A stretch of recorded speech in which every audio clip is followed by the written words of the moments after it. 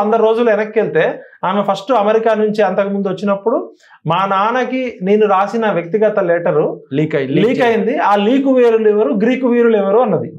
Leak వీరులు ఎవరో బయట పెట్టమంటే గ్రీకు వీరులు ఎందుకు మాట్లాడుతున్నారు అన్నది. అంటే ఫస్ట్ కేటీఆర్ని టార్గెట్ చేసింది, గ్రీకు వీరులు అని టార్గెట్ చేసి కేటీఆర్తో స్టార్ట్ చేసింది, డైరెక్ట్ చెప్పకపోయినా కూడా. మరి చుట్టూ దయ్యాలు ఉన్నాయి అన్నది. హరీష్ రావు దయ్యమా, కేటీఆర్ దయ్యమా, సంతోష్ రావు దయ్యమా, వాళ్ళే కదా ఉండేది. అక్కడ అది అయిపోయినాక కొన్ని రోజులు అయినాక ఏమైంది, నల్గొండ జిల్లాలో ఉన్న ఆయన లిల్లీపుట్టు 3 అడుగులు ఆయన అడిగేది జగదీష్ రెడ్డిని టార్గెట్ చేసి లిల్లీపుట్టు అని చెప్పి ఫుట్బాల్ ఆడింది. అక్కడతో కట్ చేస్తే కార్తీక్ రెడ్డిని ఏమన్నది, ఆయన చిన్నపిల్లగాడు నువ్వు ఎందుకు వస్తున్నావు మధ్యలోకి, నీదేంది నువ్వు చిన్నపిల్లలా కూర్చో పెద్దోళ్ళు మాట్లాడేటప్పుడు ఈయన 60 ఏళ్ళు ఆయన 20 ఏళ్ళు అయినట్టు. నాకు తెలిసి కవిత కన్నా కార్తీక్ రెడ్డి ఏజ్ లో పెద్దోడు అయి ఉండొచ్చు. కార్తీక్ రెడ్డిని అట్లా అన్నది. తర్వాత లిల్లీపుట్టు దగ్గర అయిపోయింది, గ్రీక్ వీరుడు అయిపోయింది, చిన్నపిల్లోడు అయిపోయింది. మళ్ళీ America trip, second America trip రాగానే ఇక్కడ యాదృచ్ఛికం చూడండి, అర్ధరాత్రి 2 గంటల వరకు అసెంబ్లీ నడుస్తుంటది. ఆ అర్ధరాత్రి 2 గంటలకి సిబిఐ ఎంక్వైరీకి ఇస్తాడనే విషయం క్యాబినెట్ లో రేవంత్ రెడ్డికి తప్ప ఎవరికి తెలియదు. రేవంత్ రెడ్డి గారు సిబిఐకి ఇస్తున్నా అని చెప్పగానే ఉత్తమ్ కుమార్ రెడ్డి మిగతా వాళ్ళంతా ఇట్లా బిత్తరపోయి చూస్తుంటారు.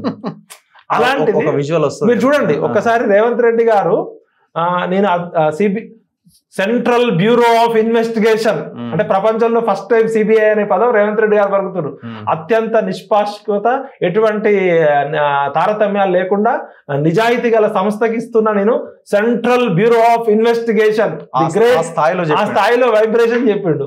ఒక 15 రోజుల క్రితం నుంచి తీస్తే సిబిఐ అనేది రాహుల్ గాంధీ తిరుగుతాడు, పొద్దున్న వేస్తే అందరు తిరుగుతారు కదా, ఏమంటారు ED, CBI, income tax, vigilance commission, ఇవన్నీ కూడా ప్రతిపక్ష నాయకుల మీద వాడతారు. బీజేపీ మోదీ జేబు సంస్థలు, ఈడీ, సిబిఐ ఇవన్నీ రాహుల్ గాంధీ నుంచి రేవంత్ రెడ్డి వరకు అంటారు.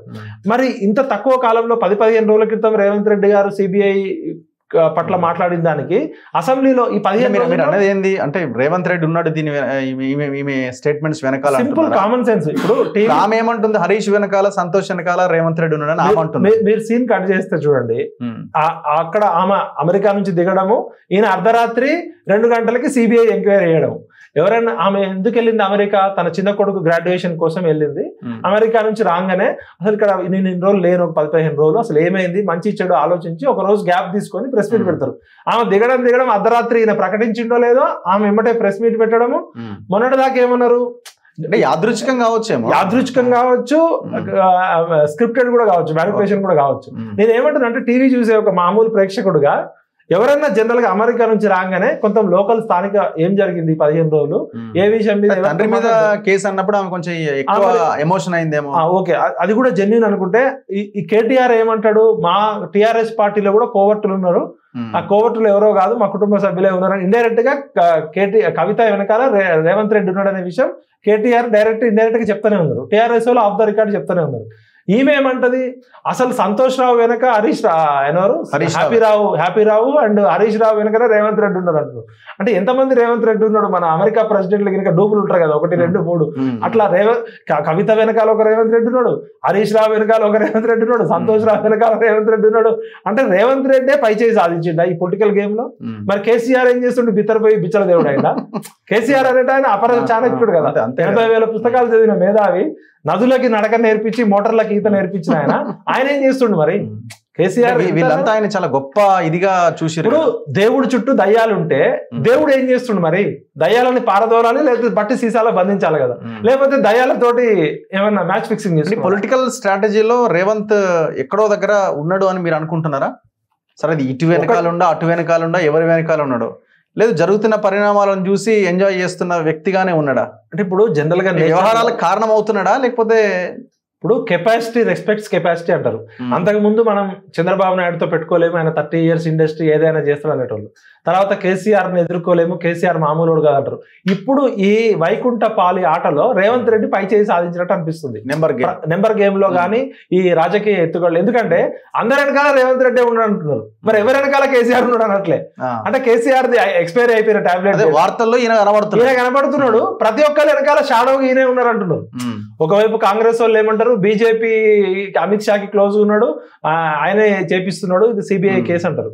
ఒక్కటి ఏంటంటే తాత్కాలికంగా రేవంత్ రెడ్డి గారు రాజకీయంగా పై చేయి సాధించినప్పటికి కూడా తెలంగాణ ప్రజలు కోరుకుంది ఏంది? కేసీఆర్ అనేటోడు విలను తెలంగాణ ప్రజల ఆశలను వమ్ము చేసి 1200 మందిని చంపి తెలంగాణ పేరుతో కుటుంబాన్ని నియంతృత్వ పాలన తీసుకొచ్చిండు, లక్షల కోట్లు దోచుకోవడానికి ఫామ్ హౌస్ కు పంపించారు. కేసీఆర్ ని ఎప్పుడు జైల్లో వేస్తావా అని రేవంత్ రెడ్డిని హీరో లాగా చూసిండు. ఇప్పుడు సినిమాలో విలను హీరో ఉంటే ఎలక్షన్స్ కి ముందు కేసీఆర్ పెద్ద హీరో లాగా కనబడ్డాడు. కానీ రేవంత్ రెడ్డి అనేట ఆయన వచ్చి లేదు వీడు అసలు హీరో కాదు, విలను పెద్ద విలను, తెలంగాణ ప్రజల్ని దోచుకున్న దొంగ అని చెప్పి నమ్మించిండు. రేవంత్ రెడ్డి అనేటోడు పెద్ద హీరో అయిండు, కేసీఆర్ అనేటోడు విలన్ అయిండు. మరి సినిమా క్లైమాక్స్ లో ఏం చూస్తారు ప్రజలు? ఇంటర్వెల్ తర్వాత అయినా కూడా అరే ఎప్పుడు అరెస్ట్ చేస్తాడు, ఎప్పుడు జైలుకు పంపిస్తాడు, పాస్పోర్ట్ కేసు ఏమైంది, సహారా కేసు ఏమైంది, ఫోన్ ట్యాపింగ్ కేసు ఏమైంది, గొర్రెల స్కామ్ ఏమైంది, ఇట్లా 100ల కొద్ది స్కామ్లు ఉన్నాయి. ఏ స్కామ్ లో ఎప్పుడు అరెస్ట్ చేస్తాడని ఎదురు చూస్తుంటే రేవంత్ రెడ్డి గారు 2 సంవత్సరాల తర్వాత ఒక పీసీ ఘోష్ కమిషన్ వచ్చిన తర్వాత అకస్మాత్తుగా కాంగ్రెస్ కేబినెట్ సభ్యులే ఆశ్చర్యపోయేలా సిబిఐకి క్లీన్ చిట్ సిబిఐకి అప్పచెప్పాడు. మరి ఇదేదో పని 2 సంవత్సరాల క్రితం చేస్తుంటే రేవంత్ రెడ్డి ఇమేజ్ ఇంకా బాగా పెరిగేది. ఇప్పుడు ప్రతి పాలిటిక్స్ లో తెర వెనుక ఏం జరుగుతున్నాయి, తెర ముందు ఏం కనబడుతుంది అనేది ఇంపార్టెంట్. ఇవాళ ఏ రాజకీయ నాయకుడిని కూడా నిజాయితీ పడని చెప్పే పరిస్థితి లేదు. ప్రతి నాయకుడు వెనకాల మ్యాచ్ ఫిక్సింగ్ ఉంది. ఇలా 3 పార్టీలు కూడా కలిసి ప్రజల్ని చీట్ చేస్తున్నాయి అనేది మా వాదన.